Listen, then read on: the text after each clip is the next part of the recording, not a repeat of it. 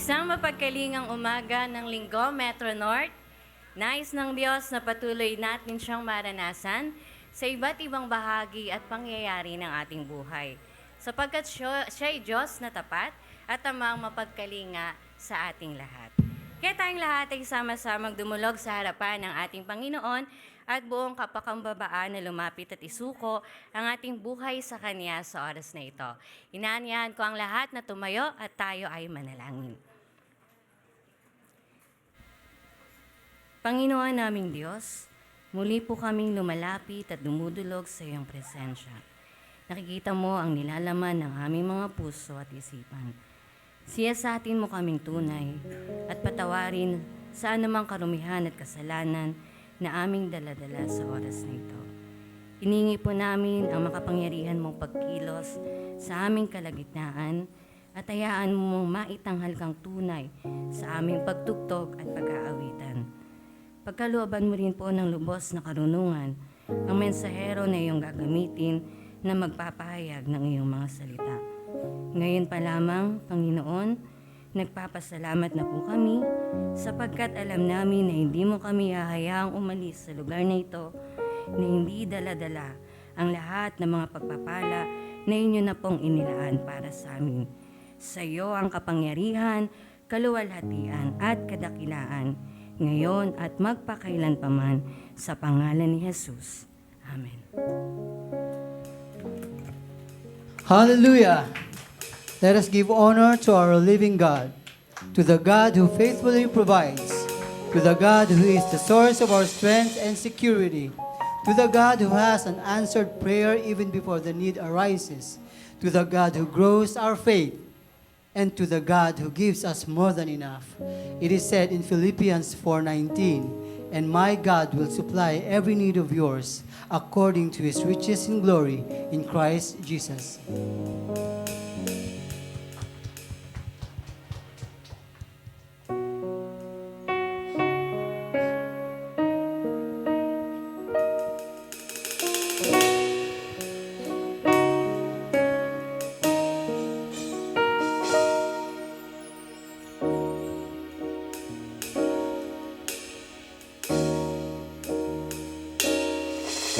My God shall supply all my need according to his riches in glory. He will give his angels charge over me. Jehovah Jireh cares for me, for me, for me. Jehovah Jireh cares for me.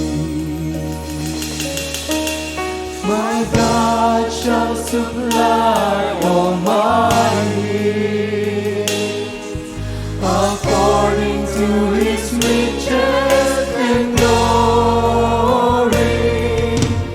He will give his angels charge over me. Jehovah Jireh cares for me, for me, for me. Jehovah Jireh cares for me. Jehovah Jireh, my provider, his grace is sufficient for me, for me, for me. Jehovah Jireh, my provider, his grace is sufficient for me. Jehovah Jireh, my provider, his grace is sufficient for me, for me, for me. Jehovah Jireh, my provider, his grace is sufficient for me. My God shall supply all my needs according to his riches and glory. He will give his angels charge over me. Jehovah Jireh cares for me, for me, for me. Jehovah Jireh cares for me. Jehovah Jireh, my provider, his grace is sufficient for me, for me, for me. Jehovah Jireh, my provider, his grace is sufficient for me. Jehovah Jireh, my provider, his grace is sufficient for me, for me, for me. Jehovah Jireh, my provider, his grace is sufficient for me. My God shall supply all my needs according to his riches and glory. He will give his angels charge over me. Jehovah Jireh cares for me, for me, for me. Jehovah Jireh cares for me. My God shall supply all my needs according to his riches and glory. He will give his angels charge over me. Jehovah Jireh cares for me, for me, for me. Jehovah Jireh cares for me, for me, for me. Jehovah Jireh cares for me.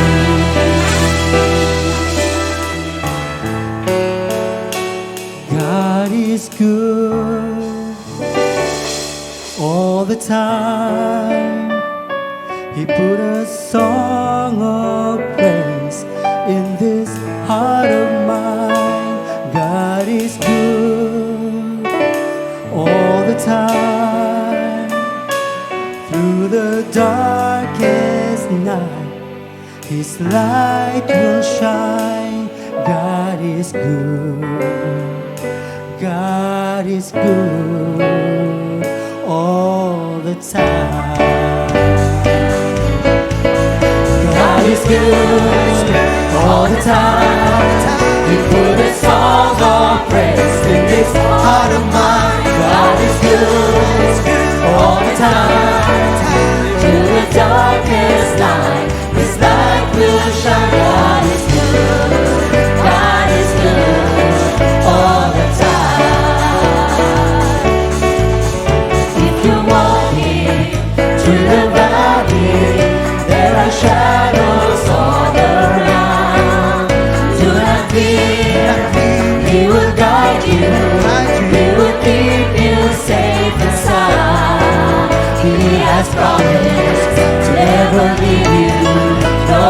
Savior.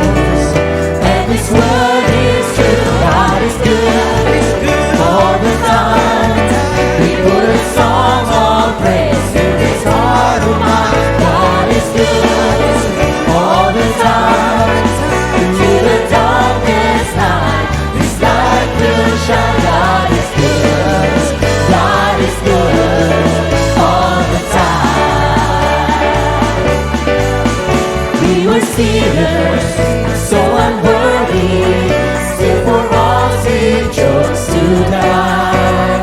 Fill us with His Holy Spirit, now we can stand and testify that His love is everlasting and His mercy, they will never end. God is good all the time.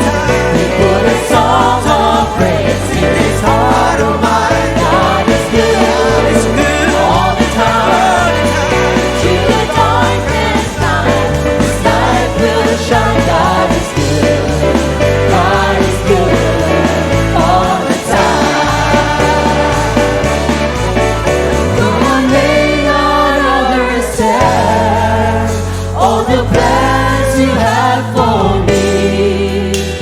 My life is in Your hands, and through the eyes of faith I can see. God is good all the time. They put a song of praise in this heart of mine. God is good all the time. Through the darkest night, His light will shine. God is good. God is good all the time.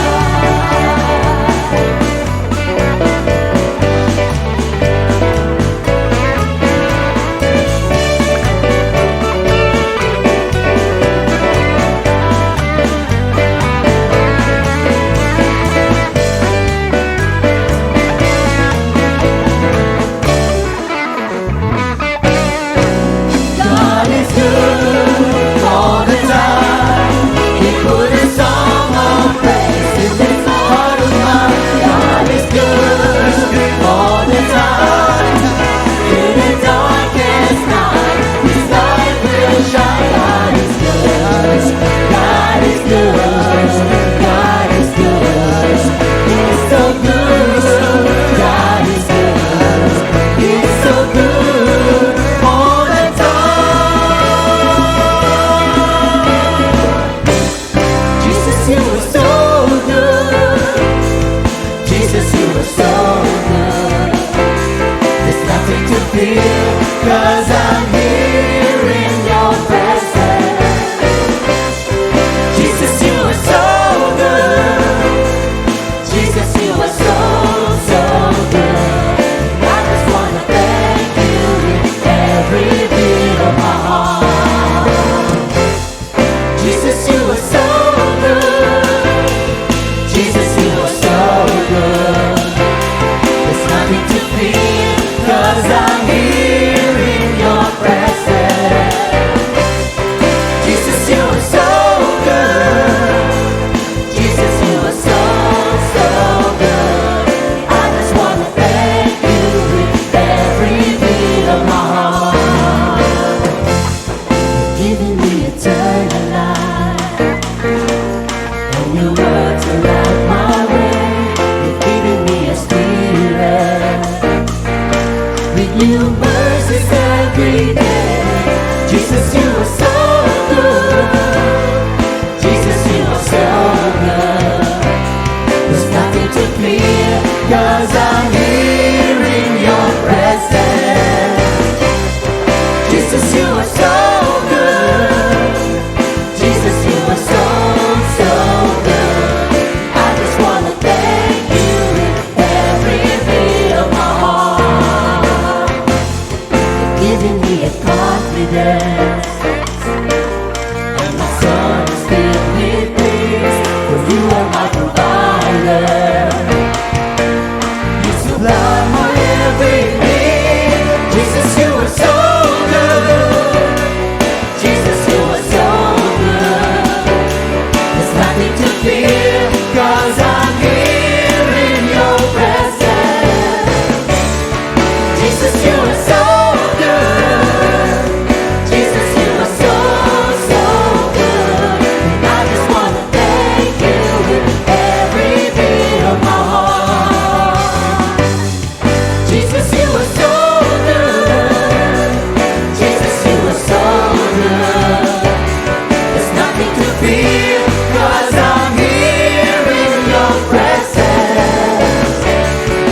Jesus, you are so good. Jesus, you are so, so good. I just want to thank you with every bit of my heart. I just want to thank you with every bit of my heart. I just want to thank you. I just want to thank you. I just want to thank you with every bit of my heart.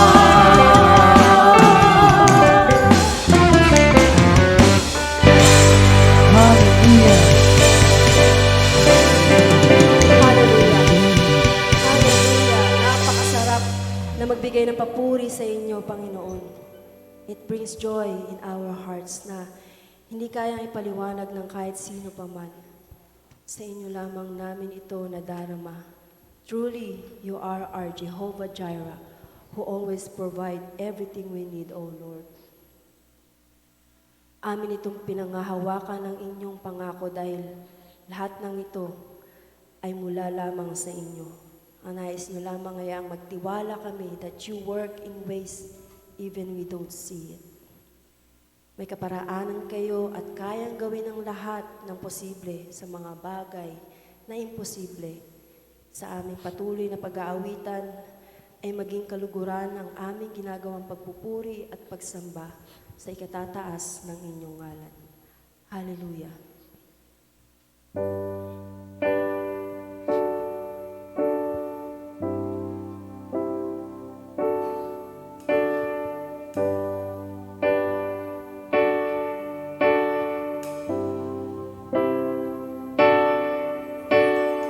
God will make a way where there seems to be no way.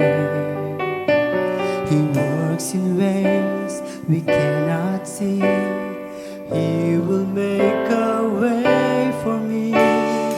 He will be my guide, hold me closely to His side.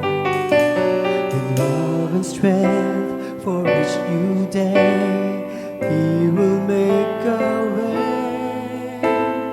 He will make a way. Oh, God will make a way where there seems to be no way. He works in ways we cannot see. He will make a way for me. He will be my God, hold me closely to His side. With love and strength for each new day, He will make a way. He will make a way. By the roadway in the wilderness, He lead me. Rivers in the desert will I see. Heaven and earth will fade, but His word will still remain. And He will do something new today. Oh, God will make a way where there seems to be no way. He works in ways we cannot see. He will make a way for me. He will be my God, hold me closely to His side. With love and strength for each new day, He will make a way. He will make a way. By a roadway in the wilderness, He lead me. Rivers in the desert will I see. Heaven and earth will fade, but His word will still remain. And He will do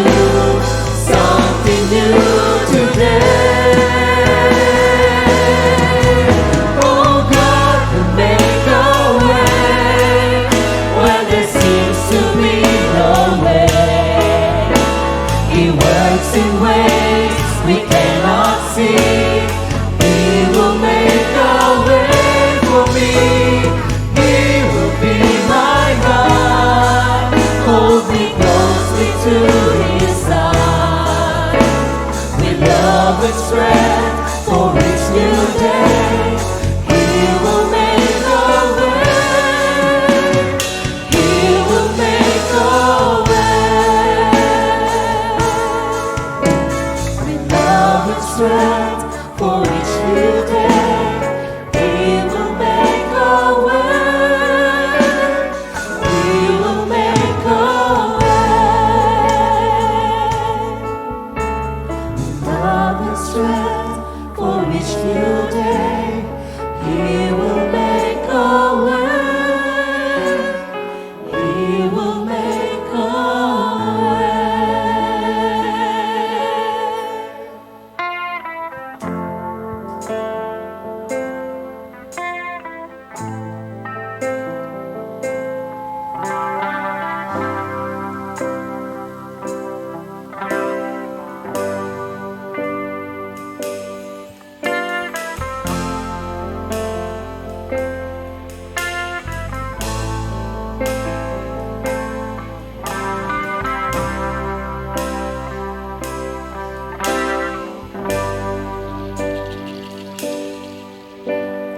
Hide me now under your wings. Cover me within your mighty hand. When the oceans rise and thunders roar, I will soar with you above.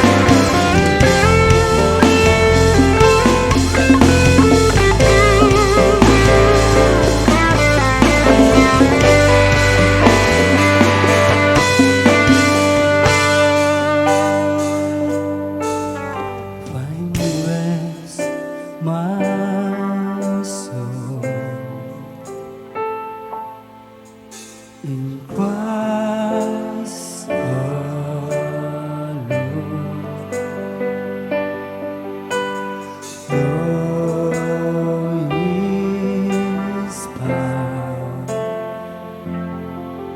in quietness and trust.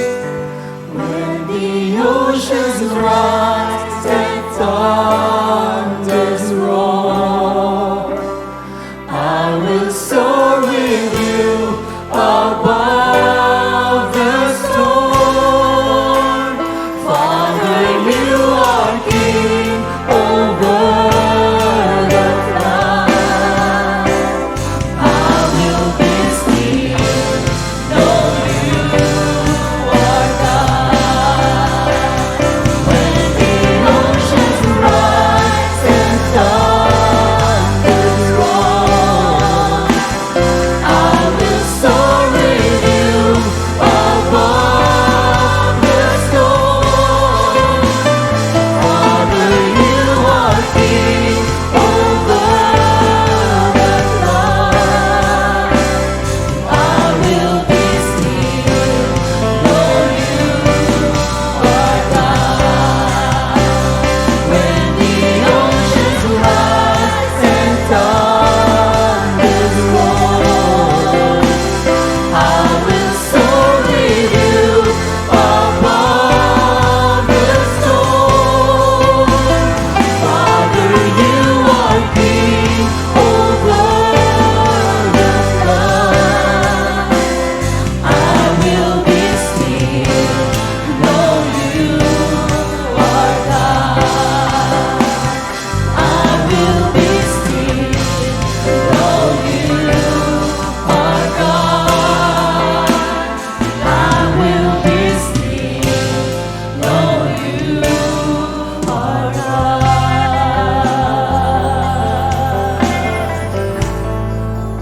Hallelujah. Praise you.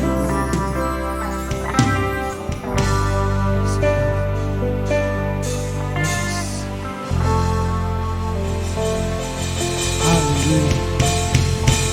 Praise you, Jesus. Lord God, our Jehovah Jireh, we come before you with grateful hearts. Thank you for being the God who faithfully provides, the one who gives strength, peace, and every need we cannot supply on our own. As we gather today, open our minds, soften our hearts, clear every distraction, quiet every worry, and let your presence fill this place. Prepare us to receive your word.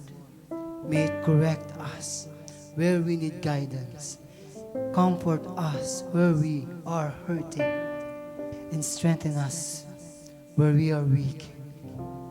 Let your truth take root deeply in our lives. Speak to us, Lord. We are ready to listen and obey. In Jesus' mighty name we pray. Amen.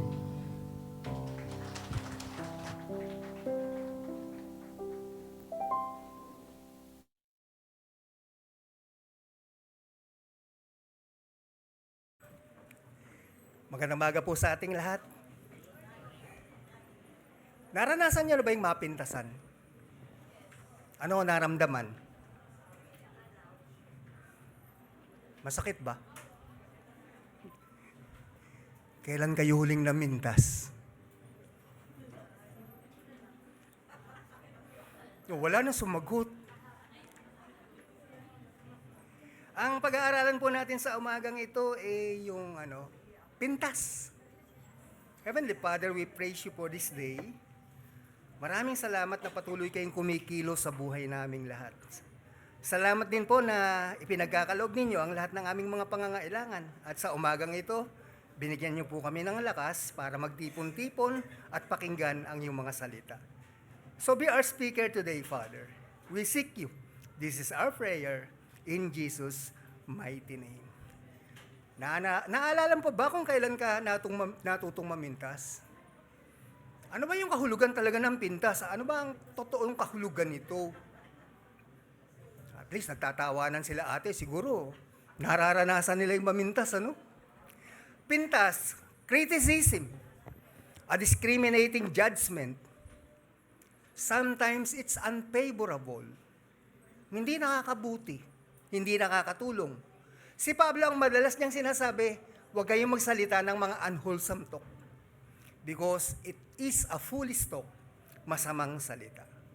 Pag-aralan natin yung pintas. Matthew 7 verse 1 to 5. Do not judge or you too will be judged. For in the same way you judge others, you will be judged. And with the measure you use, it will be measured to you.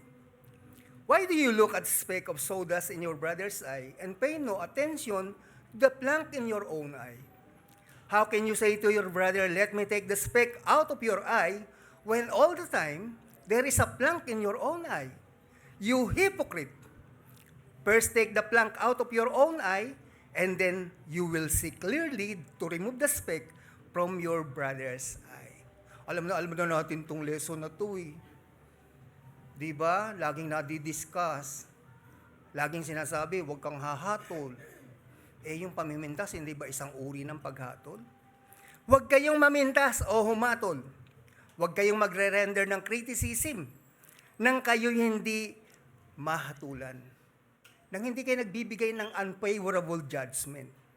Kasi nga, tignan nyo yung katabi nyo. Tignan nyo na rin ako. Di ba tao tayong lahat? Napakadali kasi sa tao ang humatol.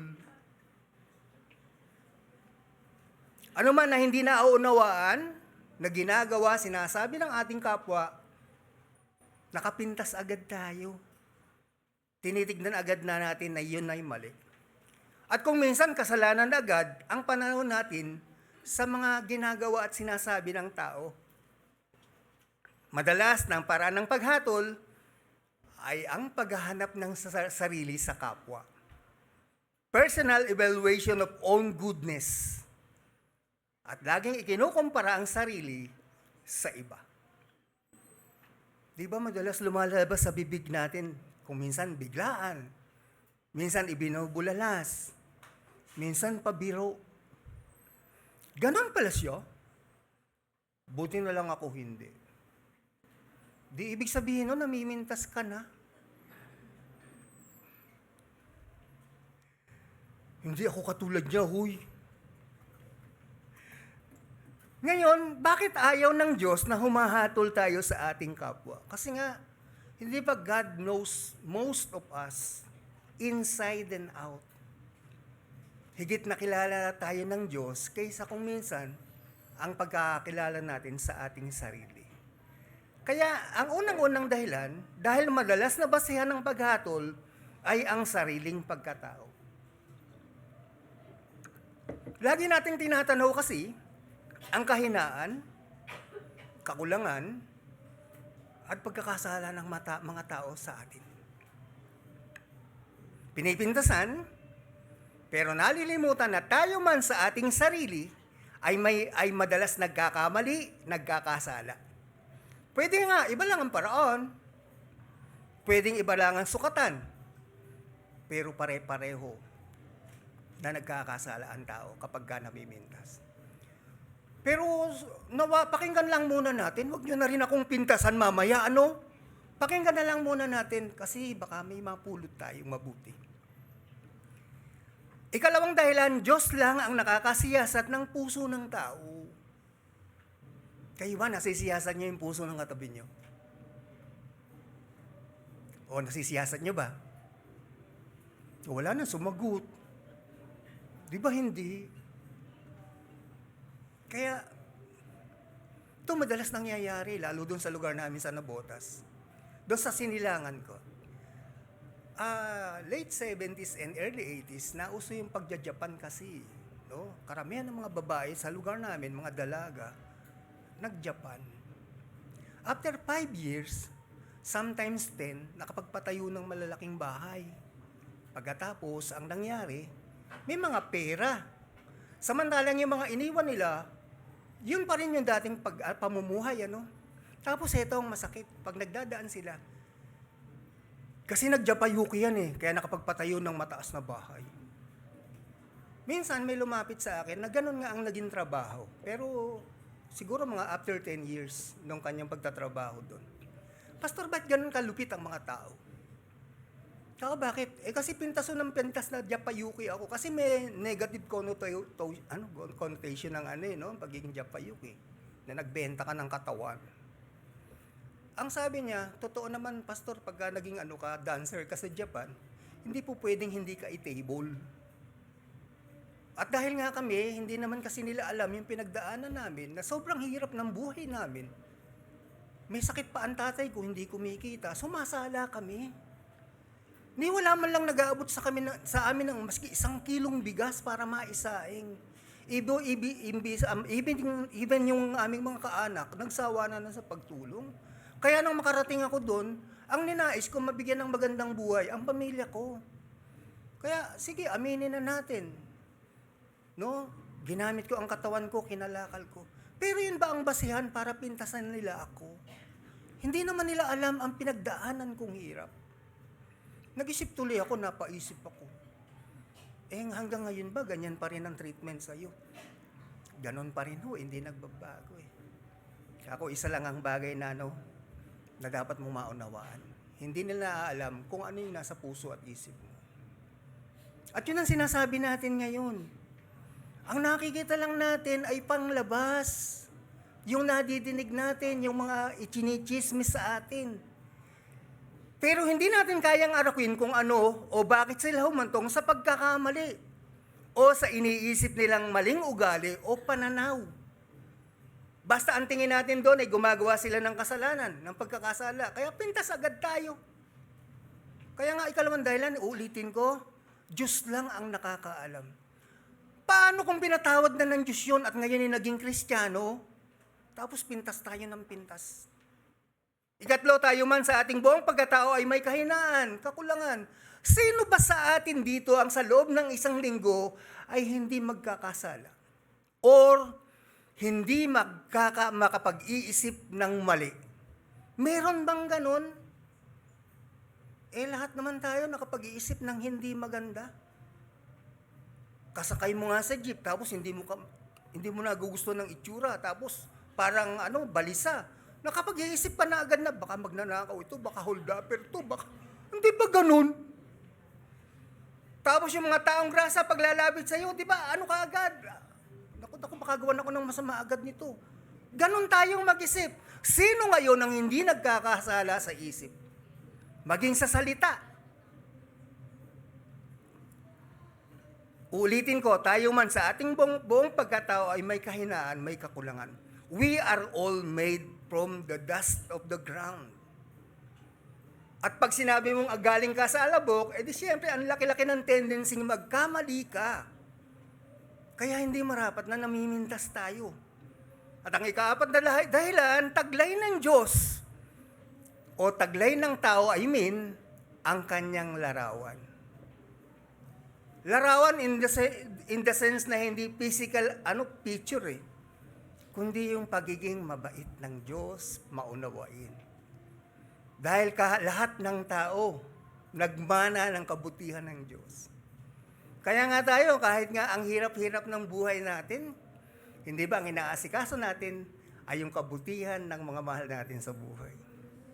Ang mga magulang nga kahit magdildil ng asin, maipadala lang na na pera sa mga anak, sa mga pamilya, ginagawa. Kaya, tandaan ninyo yung 4 na dahilan kung bakit ayaw ng Diyos na namimintas tayo. Dahil ilan lang yan sa mga dahilan kung bakit hindi marapat na mamintas. Ang hindi napupunan ng namimintas, ito ang madalas na dahilan upang ibaba ang iba. Tapos itaas ang sarili. Laging iniisip, mas mabuti ako kaysa sa iba. Mas mabuti ako kaysa kanya. Pamimintas, nagpapahayag na walang pakialam sa damdamin ng iba. Kailan ka namintas na nagpapahalaga ka sa damdamin niyang katabi mo? Meron ba? Naku, nakakunot na ang noon ng marami. Huwag niyo muna akong babatuhin.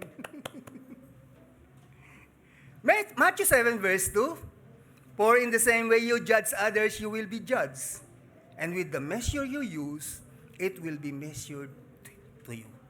Sapagkat hahatulan tayo ayon sa paghatol natin sa iba at susukatin tayo ayon sa panukat na ginagamit natin sa iba.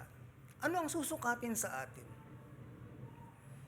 Sa mga paghatol, sa pamimintas na ating ginagawa o nagagawa, nahayag kung ano ang pumupuno sa loob natin. Hindi ba ang lagi nating sinasabi, God is with us, nananahan si Kristo sa puso mo? Pag namimintas tayo, sino ang nahahayag na nananahan sa kalooban mo? At kapag namimintas tayo, ang naipapakita natin ay ang uri ng ating pagkatao. Kung ano ang mayroon tayo. Nahayag kung gaano ang lawak ng pananaw natin sa buhay. Sa paghatol na ituturo natin sa kapwa ang tunay na nasa loob natin, ipinakikita ng pamimintas kung gaano kalaki si Jesus sa ating puso.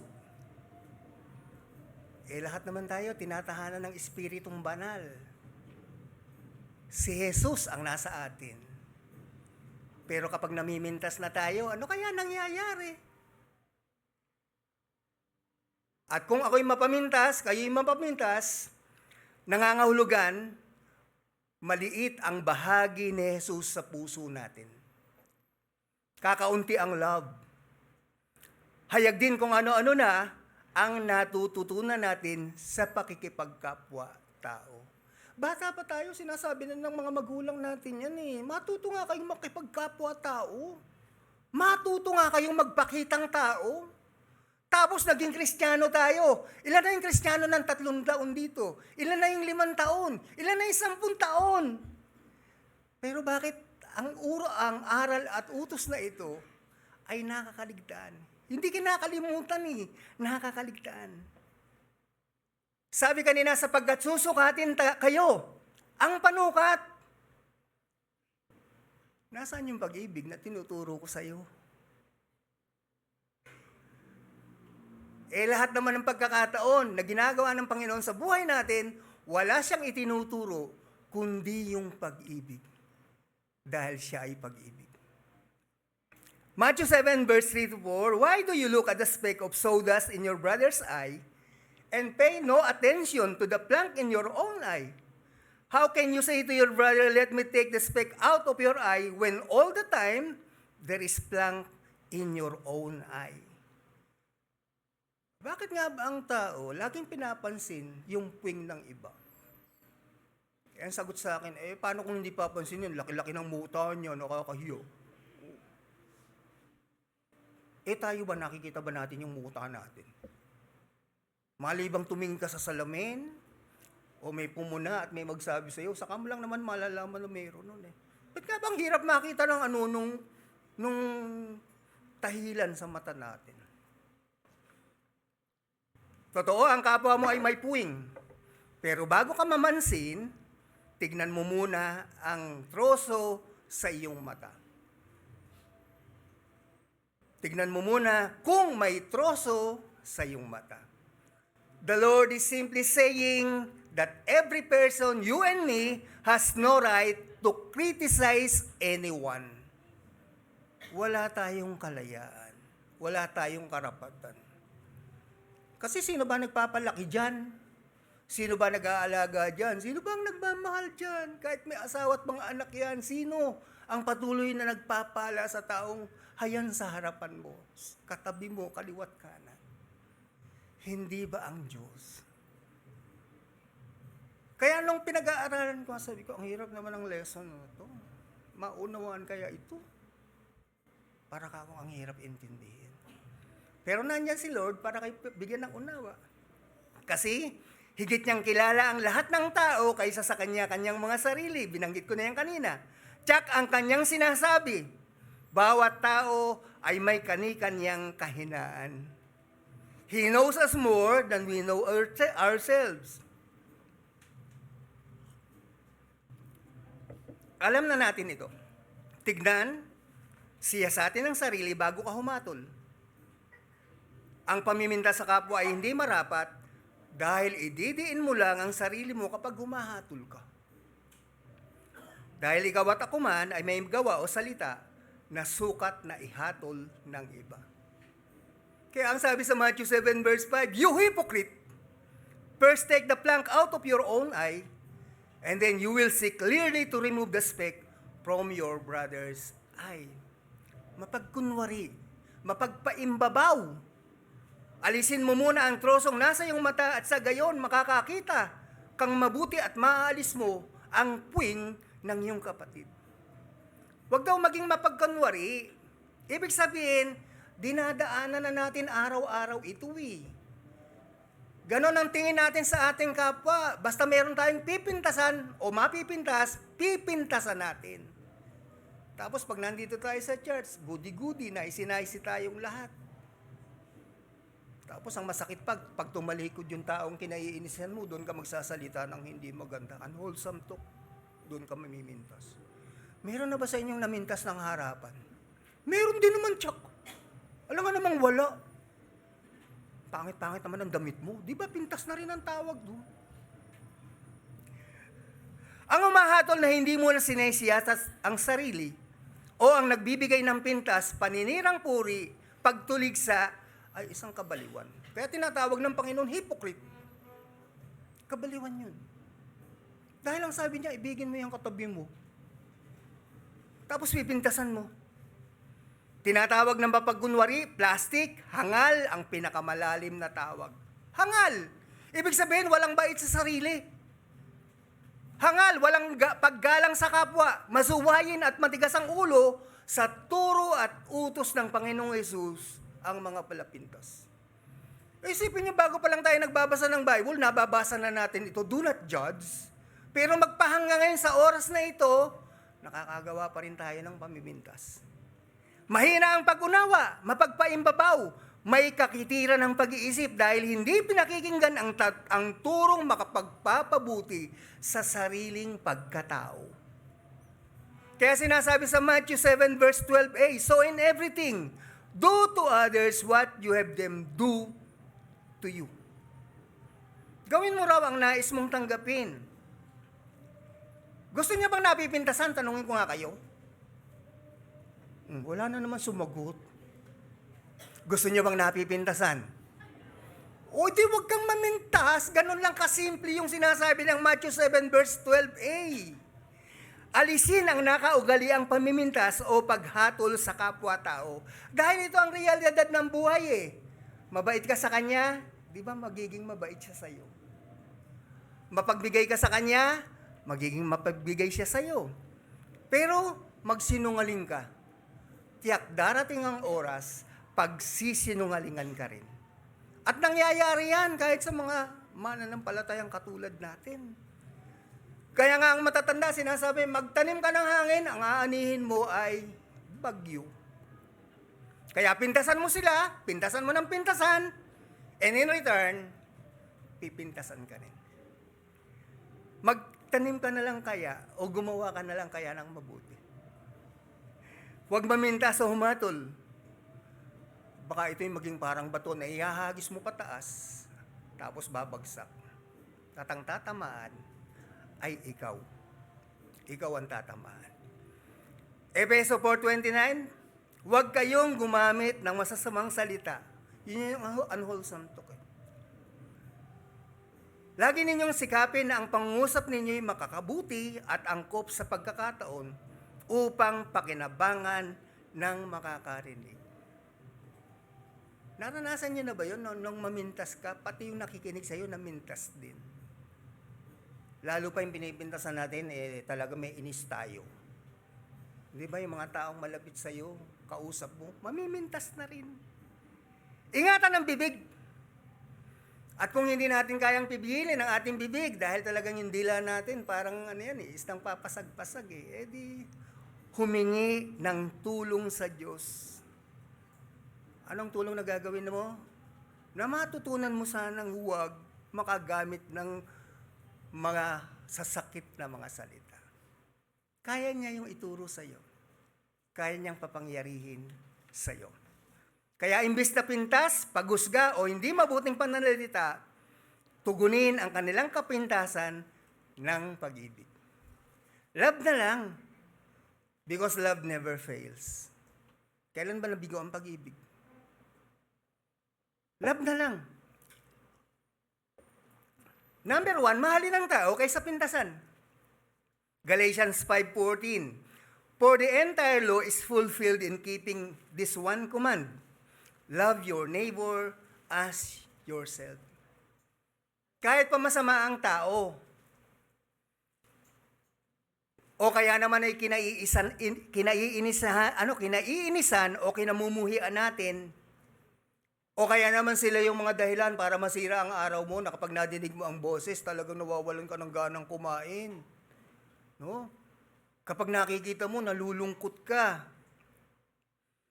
Talagang hindi mo sila nais na nakikita o nakakasama, iisa pa rin ang utos. Ibigin sila. Di ba pati kaaway pinaiibig ng Panginoon? Dahil kung umiiral at naghahari ang pag-ibig sa puso at kaluluwa, maiiwasan ang pamimintas. Hindi sila titig ng walang kwentang tao. At sa pinakamaliit na paraan ng pagmamahal, kagaya ng hindi pamimintas, ito ay magagawa natin. Philippians 4 verse 8, finally, brothers, whatever is true, and sisters, whatever is noble, whatever is right, whatever is pure, whatever is lovely, whatever is admirable, if anything is excellent or praiseworthy, think about such things. Kagalang-galang ba kung namimintas tayo? Ito kaya ay marangal. At sa katulad nating pinaghaharian ng Espiritu ni Kristo, matuwid ba at katanggap na tayo ay namimintas? At yun ba kung pag-iisipan natin, kaibig-ibig sa may likha sa atin? Yung God na is making every little way para maging tayo ngayon? Na kahit anong hirap ang pinagdadaanan natin ay hindi ka iniiwanan at patuloy kang tinutulungan, ginagabayan. Karapat dapat ba yun na ang sinasabi niyang huwag mong pintasan ay pipintasan mo? Tatandaan nyo, kung ang taong sinasabi natin ay ang mga hindi nakakakilala sa kay Kristo o yung sinasabi nating makasalanan, wala kang karapatang mamintas dahil yun ang hinahanap ni Kristo para pagbuhusan ng dugo at bigay ang kanyang buhay.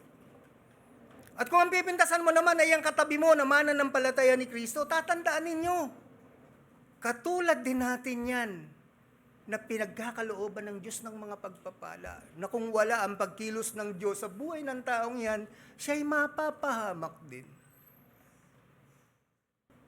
At siya ang laging kinakalinga, kagaya ng ginagawa ng Diyos sa atin ngayon. Kanina nang nagwo-worship tayo, na tumatago sa puso ko yung mga inaawit natin. Talagang ganun kabuti ang Diyos. Tapos pipintasan nyo. Come on!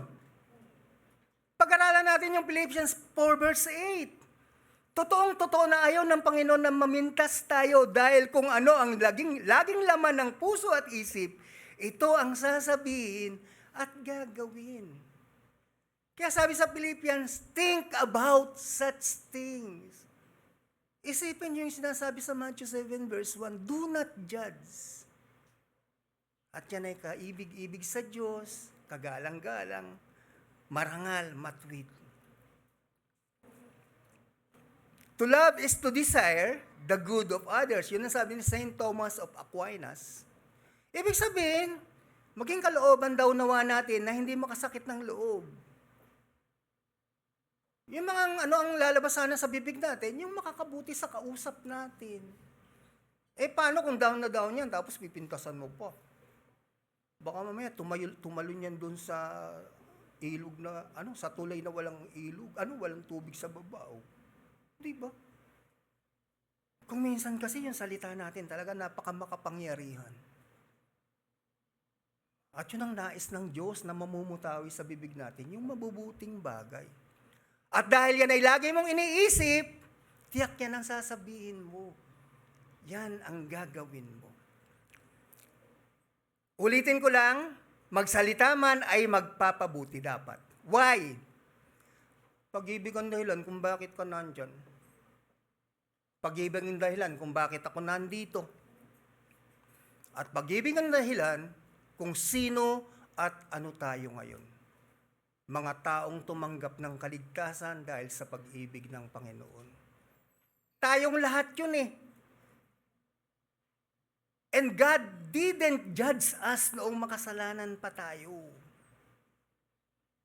Even today, pag nagkakasala tayo, hindi tayo hinahatulan. At hinihintay niya na tayo magkaroon ng pag-iisip at pagtanggap doon sa kasalanang ating ginawa. At pagkatapos, lilinisin niya tayo. Even today, if we committed any mistakes, Christ removed it and not kept any records of wrong.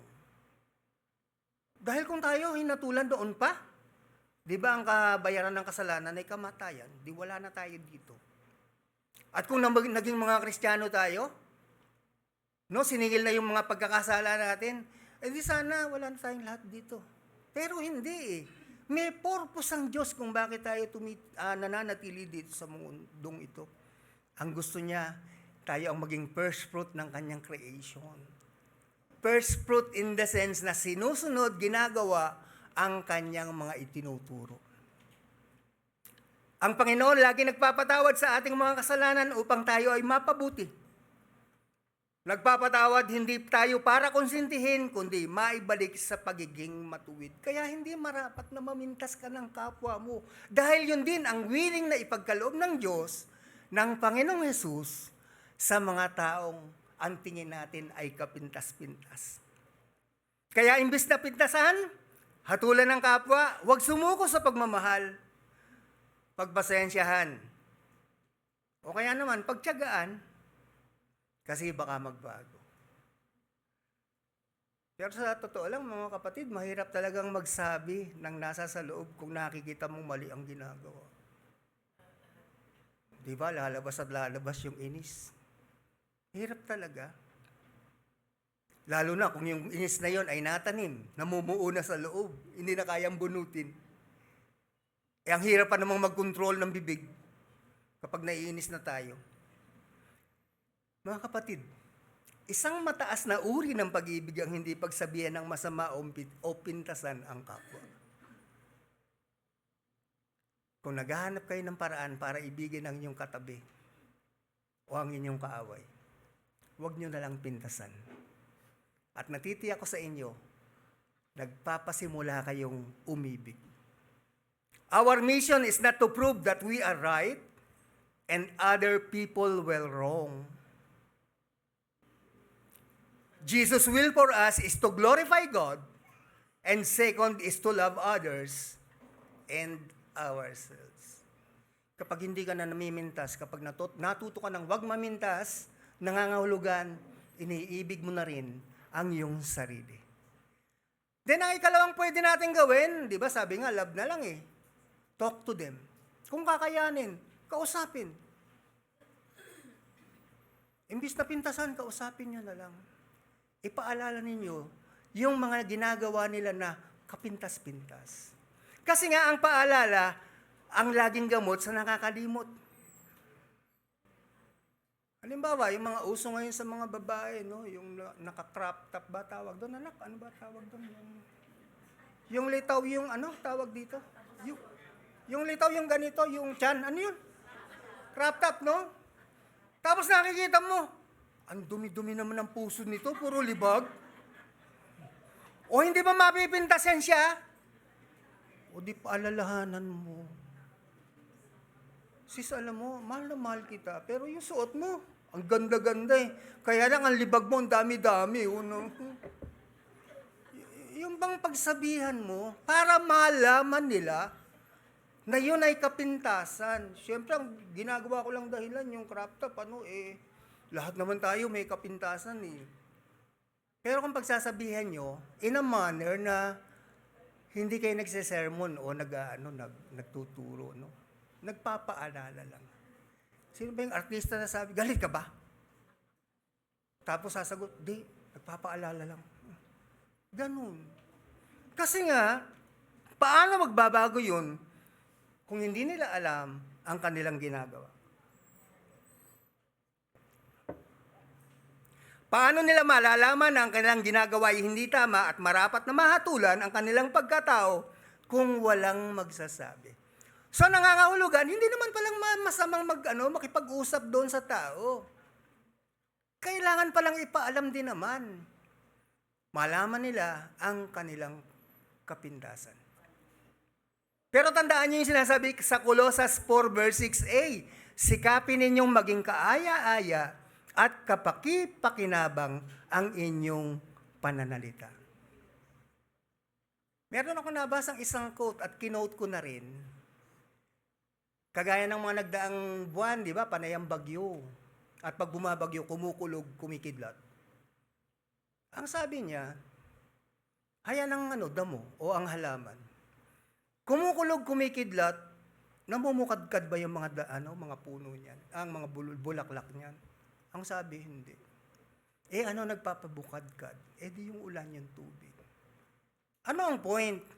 Kung kakausapin natin at pagsasabihan natin yung mga taong kapintas-pintas, maging kalmado, huwag pagalit.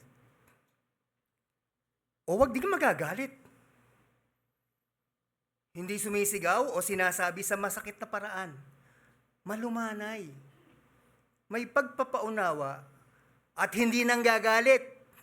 Kalakip yung pagtuturo. Pagtuturo na may pagsusumamo, pagpapaunawa.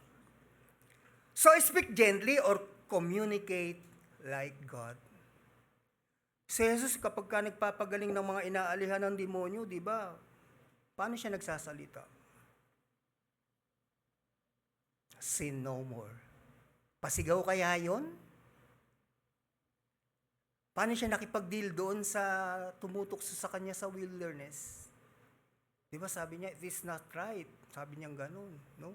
Na you put the Lord your God into the test. Sumisigaw kaya siya nun? Kasi ang basa ko hindi eh. Nagsasalita siya ng malumanay, maayos. Hanggang sumuko yung alin, yung nanunukso sa kanya. Speak like God. Kung kaya rin lang natin na pagsabihan yung mga taong kapintas-pintas. Ulitin ko, kung kaya lang natin, baka naman yun, kaaway mo, pagsasabihan mo, di lalo kayo nag-aaway. Di, wag na lang. Di ba? Then set boundary with toxic people. Kung talagang mahirap na sila aralan o mabago ng payo mo, give yourself a space. Distansya. Control your simultaneous participation in their negative behavior. Yun ang ating iiwasan. Yung kanilang mga inuugali. Talagang walang pagbabago, ikaw ang magbago. Layo ng kaunti. Or huwag pansinin ang kanilang mga inuugali kasi baka mahawa ka. Ang tendency kasi mamimintas tayo eh. Kaya bigay ng distansya. Pagka ginagawa niya yun at doon yun ang talagang kapintasan niya, alisin mo na lang ang pansin mo doon. Ang aalisin ay ang pansin mo sa kanilang ginagawang mali. Maging katwirang baluktot, maling pamamaraan ng buhay, para hindi ka nahumatol o mamintas. Sapagkat kapag sa oras na yon na ginagawa nila ang kapintas-pintas nilang mga attitude, ikaw din ang napapasama eh. Hindi natutuwa ang Diyos sa iyo. Ba't ganun? Sila tong kapintas-pintas, tapos pag napintasan ko sila, ako ang magdadala. Yun ang sabi ng Panginoon eh. Ma-edit ba natin ang turo ng Panginoon? Hindi. Stop observing their lives. Don't waste your time looking for the ugly attitude in them.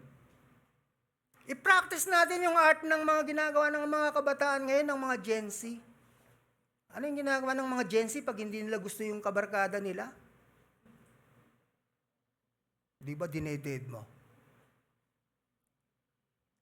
Practice the art of deadma. Deadmahin nyo na lang.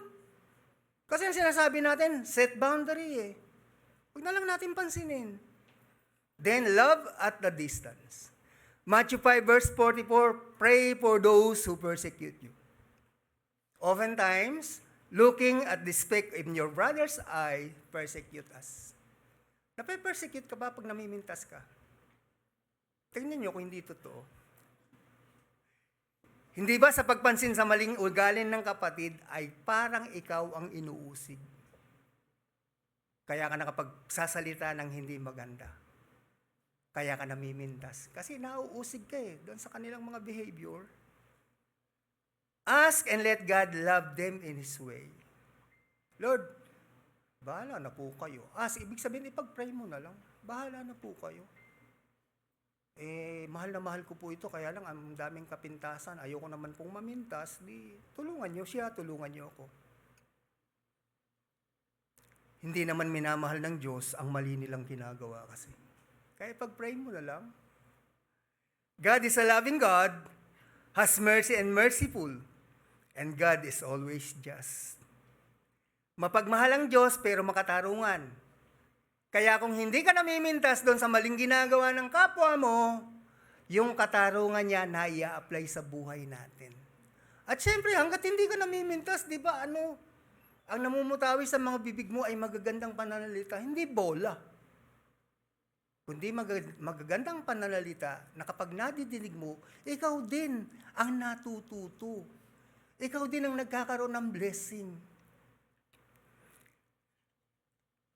Kaya love at a distance. Ibig sabihin, pray for those who persecute you.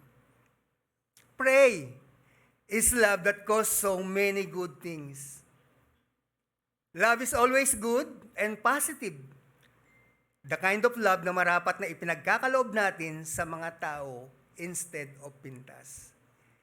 Pray for light. Nananahan naman sa mga taong yun si Kristo lalo yung mga katulad natin na tinatahanan ng Espiritu ni Kristo. Pray for life. Ibig sabihin, yung maging active, ang Espiritong nananahan sa Kanya.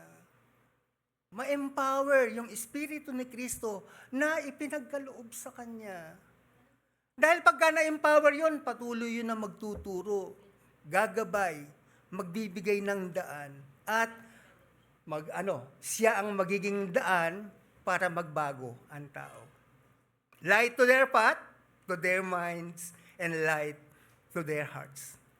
Then, love yourself. Love myself? Huwag ka na mamintas. Dahil yun ay pag-ibig sa sarili. Matthew 7 verse 1 to 3.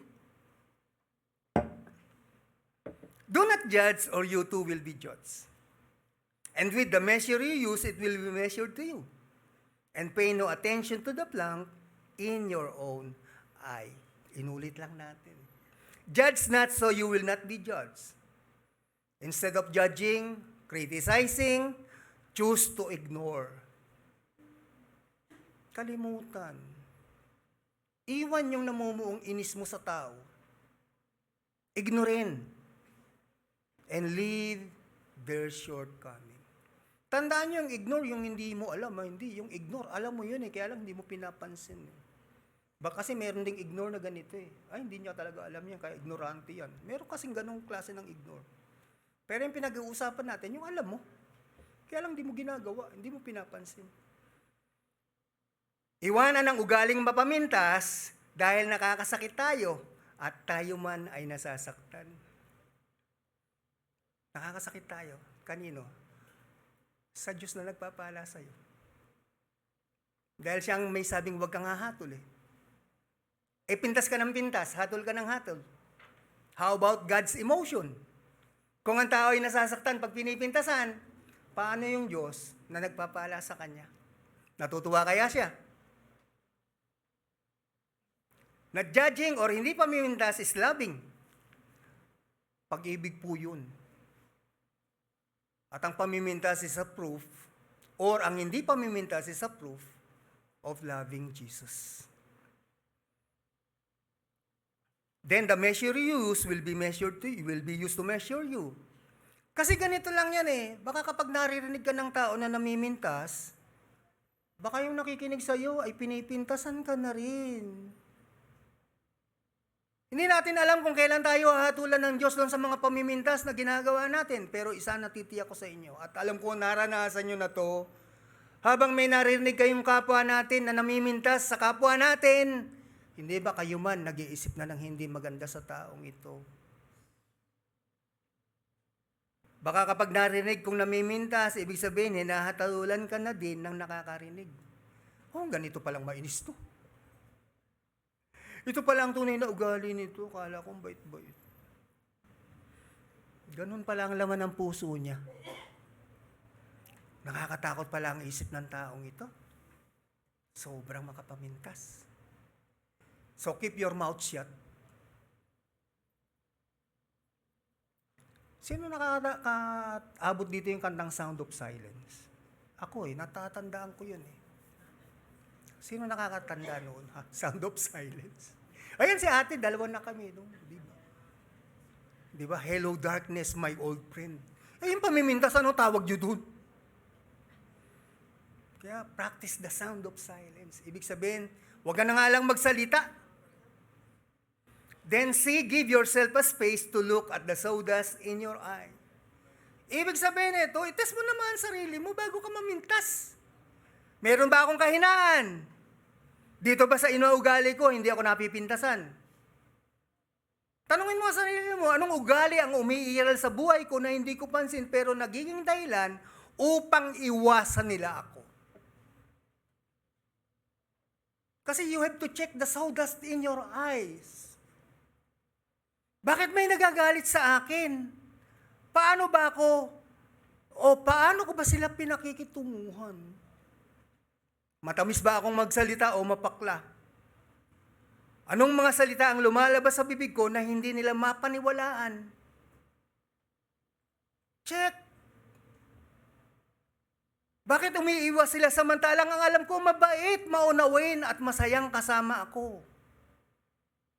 O kaya naman nagsisinungaling ba akong lagi? Meron ba akong kahinaan? Tanong lang eh. Ngayon kung wala, di praise God. Yung mga tinatanong ko kung wala sa inyong lahat, sa ating lahat, di praise God. Ang galing-galing pala natin. Pero kung meron, yun yung sinasabi natin. Kasi merong sawdust na kailangang tignan natin at ayusin. Then correct the sawdust in our life. Kasi alam mo na eh, pagkakaharap ka, ang ganda ng pakikitungo sa iyo, pag tumalikod ka, pinipintasan ka. Ano gagawin mo ngayon?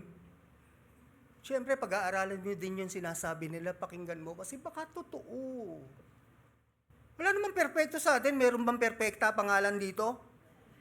Perpekto, meron. Kung meron, yun lang ang perpekto. Pero yung pagkatao, hindi. Wala eh. Lahat tayo nagkakaroon ng kahinaan eh. So, correct the sawdust in our life. We can correct our own sawdust by minding our own business. Huwag ka nang makialam sa buhay ng may buhay. Pero kanina sinabi ko, kung sasabihan nyo, mapapalalahanan nyo, paalalahanan. Pero kung talagang walang pag-asa, stop minding their business. Stop observing other people's lives. Don't waste our time looking for the ugly attitude in them.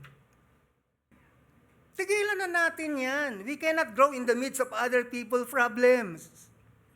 Problema nila yun eh. Hayaan mong sila at ang Diyos ang mag-usap. Pero ang pintasan sila, no pwede. Ayaw ng Panginoon. Asikasuhin nating mapagtagumpayan ang dati na nating nakasanayan. Ano ba yung dati na nating nakasanayan? Ano yung dati nating nakaugalian?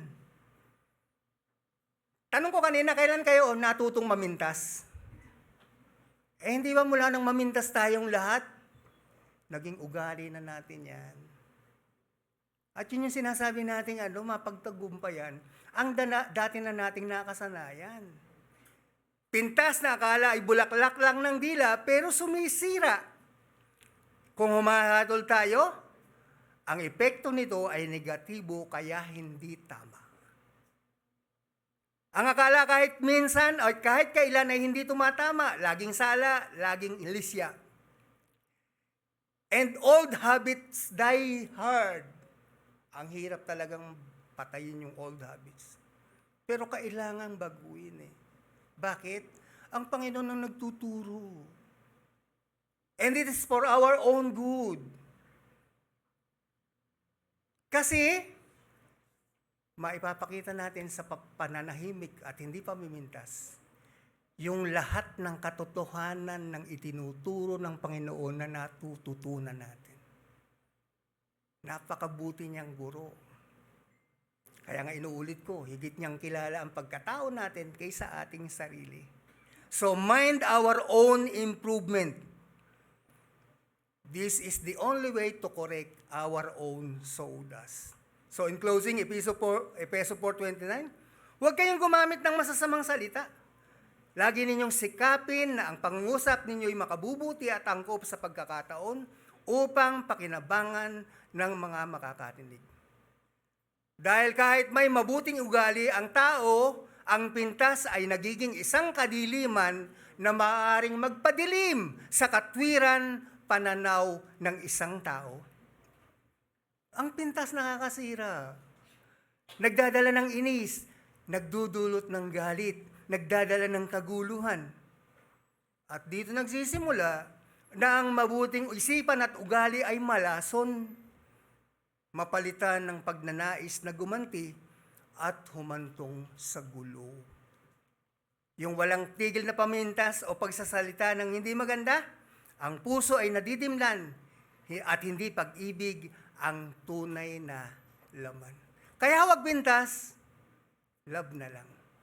Heavenly Father, we praise you. Maraming salamat sa iyo. Ang buti-buti po ninyo.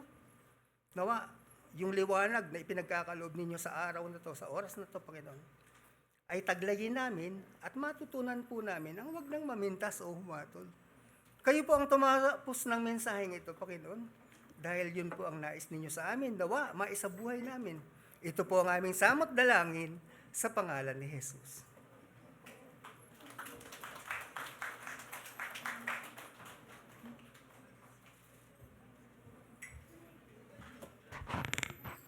Panginoon, nagagalak po kami na laging mag-alay ng aming mga kaloob at ikapo sa iyo bilang pagtatapat at pasasalamat namin sa iyong kabutihan at kahabagan.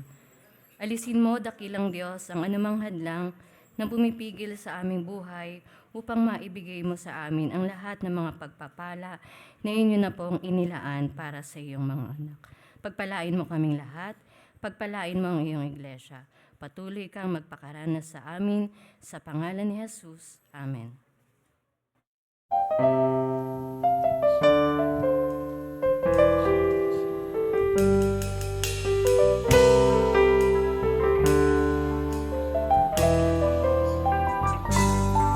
Sa aming pagbibigay, kayo ay malugod sa iyong paanan.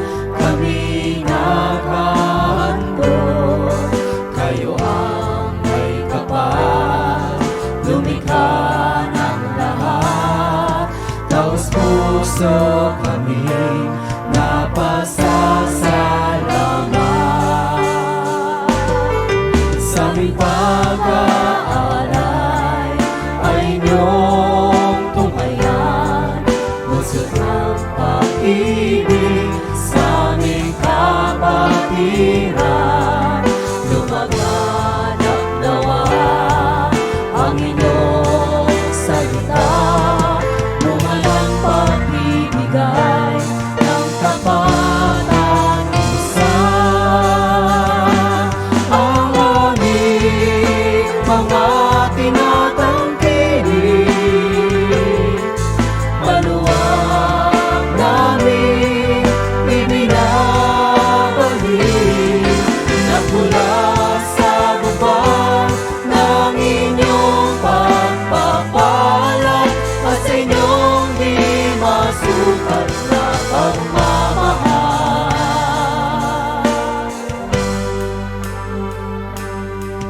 Malugod kayo nawa sa inyong habang likha. Amen. Amen. Amen.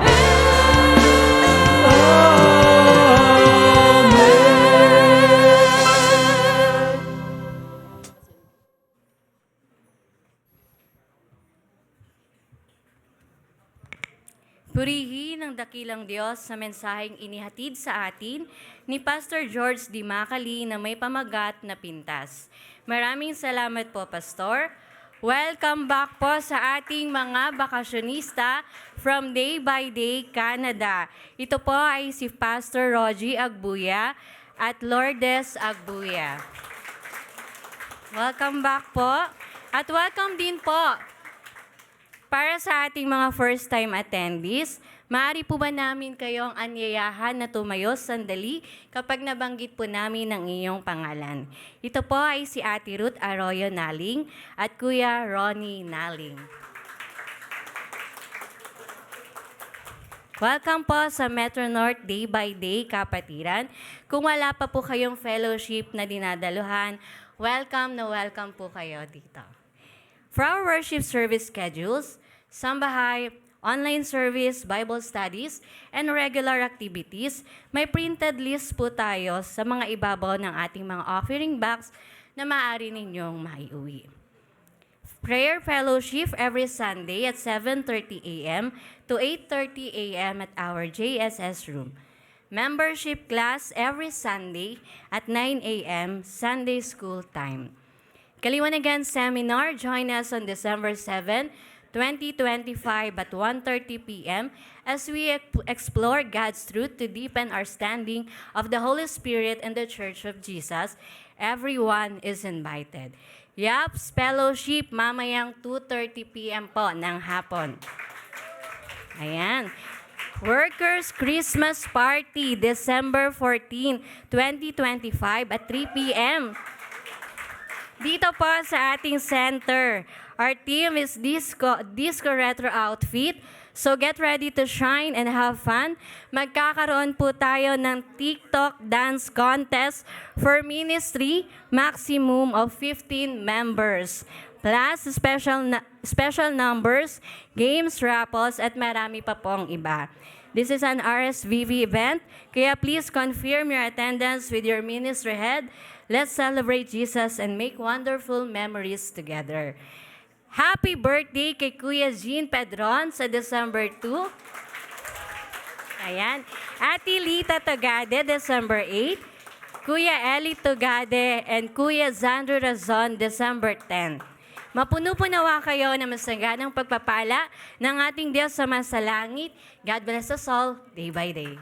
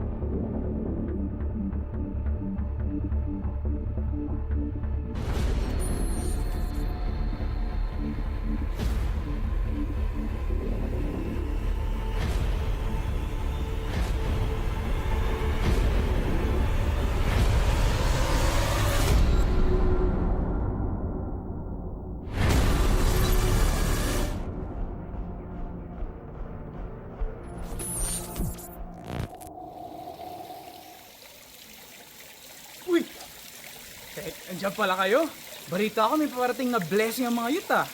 Sige nga, tara, puntahan natin. Paki-timelapse ha.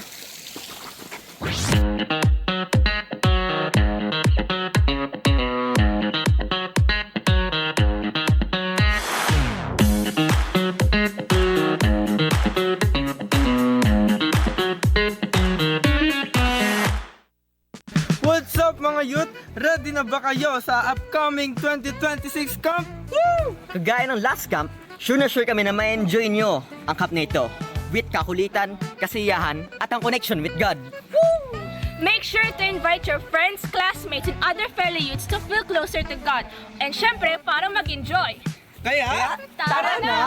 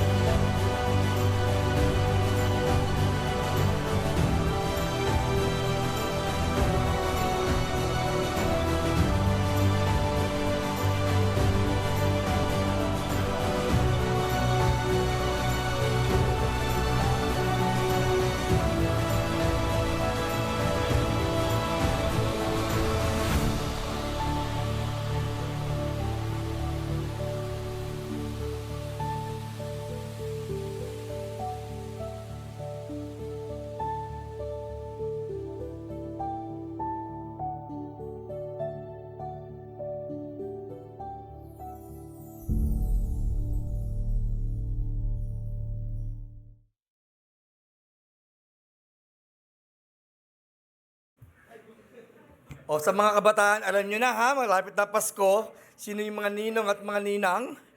'Di ba? O yan, magtrabaho na kayo, mag-ipon na kayo para sa darating na campsite o Camp 2026. At maraming salamat sa presence ni Pastor George. Matagal-tagal siyang di napunta rito. Anyway, thank you very much, Pastor, sa iyong napaka magandang mensahe. Tama nga naman, no? Huwag tayong mamimintas sa ating kapwa kasi command ni Lord yun. Pero maganda rin na huwag tayong mamuhay nakapintas-pintas para hindi naman talaga tayo mamuhay o mapintasan din ng iba. Because by nature, people are weak.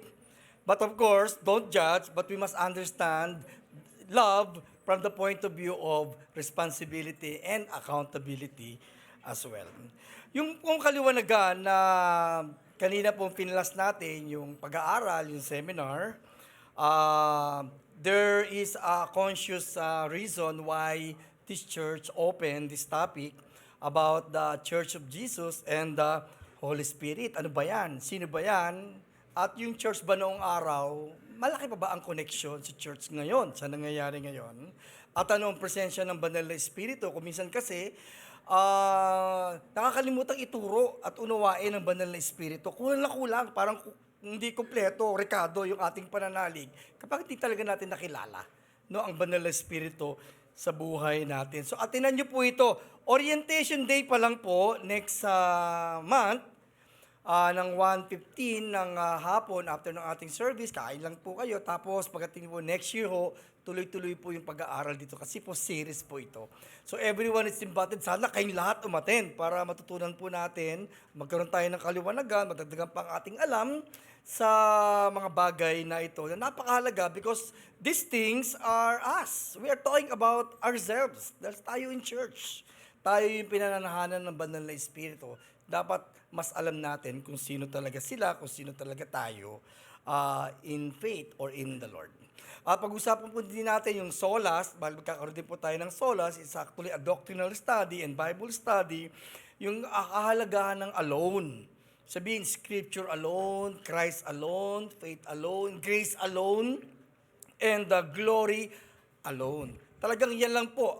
Gusto talaga natin ipaglaban yung Scripture alone. Napakahalaga po niya sa pananalig ng mga anak ng Diyos. Hindi po yung feelings alone. Hindi po yung kung anong gusto natin. Kung ano pa talaga sinasabi ng Scripture para matutunan niyo po yan. So you are also encouraged and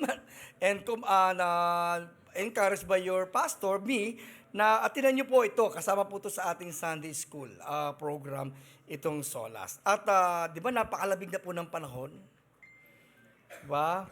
So, yung ating pong workers Christmas party, gusto ko pong, siyempre gusto natin bigyan ng recognition yung ating mga workers na kasama po natin ng buong taon sa paglilingkod at meron po kaming fellowship na siyempre kami-kami lang po yun, mga workers at kakaroon ng mga kung ano-ano mga events at marami pa mga bagay. Suportahan niyo po yung mga workers natin sa panalangin. At kung meron kayong something na gusto nyo ibigay, no, para sa event na ito, halimbawa, gusto nyo ibigay yung bahay ninyo. No? I-withdraw nyo ang pera ninyo, bigay nyo dyan sa mga workers natin for the glory of God. Why not? Magandang-ganda rin po yun. So, lahat naman po tayo ay workers in the kingdom of God. Siyempre, meron po talagang workers in church na gusto natin talagang i-appreciate at bigyan ng recognition. So, magandang umaga po sa ating lahat. Sa mga first time attendee po natin, wala pa po yung church day natin na, you are very most welcome to attend sa ating pong Metro North Church. Tayo po natin tumayo for our closing prayer. Panginoon, maraming salamat po sa presensya ng iyong banal na Espiritu, Panginoon, sa aming buhay. Alam po namin, Lord, na yung banal na Espiritu niyo po ay buhay at nangungusap sa amin, Panginoon, in a very intimate way, deeper way, Panginoon, in order to understand your truth, your words. At turuan mo kami, Panginoon, na lagi po namin ma-assimilate ang inyong mga salita to the Spirit help. At maunawaan, Panginoon, ng lalim na ito dahil para po sa aming kalayaan, para sa tunay na kahulugan ng pagmamahal, at tunay na kahulugan, Panginoon, ng responsibilidad at the same time. Lord, may you dismiss us with your blessings, especially sa aming mga first-time attendee, Lord. Kayo po ang magpala sa kanila, kayo po mag-iingat sa kanila, Panginoon, at kayo patuloy na mangusap, Panginoon, sa puso't isipan nila, especially sa mensahe na napakinggan nila ngayon. Maging sa aming lahat, Panginoon. Nawa mamuhay kami, Lord, ayon po sa pagmamahal na itinuro mo sa amin, Lord God. Pagmamahal na backup ng pagkilos ng Banal na Espiritu. Pagmamahal, Panginoon, na handa kami magsakripisyo para sa iba at handa rin kami, Panginoon, na tumanggap ng anumang pagkakamali namin, Panginoon, mula sa iba. Palayan mo, Lord God, ang aming speaker. Continue, Lord God, may you continue to Bless him more, Panginoon, to do the good work that you have already begun in his life, sa kanya pong mga responsibility, Lord, na inatang mo sa kanyang balikat, doon po sa kanyang church na ginagalawan, sa day by day na botas, Panginoon. I-bless niyo po maging ang kanyang buong pamilya. At sa ating lahat, sa ating panandaliang paghihiwalay, baunin po natin ang pagmamahal na nagmumula sa ating Panginoong Diyos at ang pagpisan at kapangyarihan ng Banal na Espiritu sa ating mga puso, sa ating buhay. Nawa mas lalo tayong lumalim pa sa pagkakaalam sa salita ng Diyos, sa ating relasyon sa ating Panginoong Yesus at maging sa ating kapwa. Mga kapatid, may the Lord bless you and keep you. May the Lord make His face shine upon you all and give you peace in Jesus' name. Amen. Be the glory.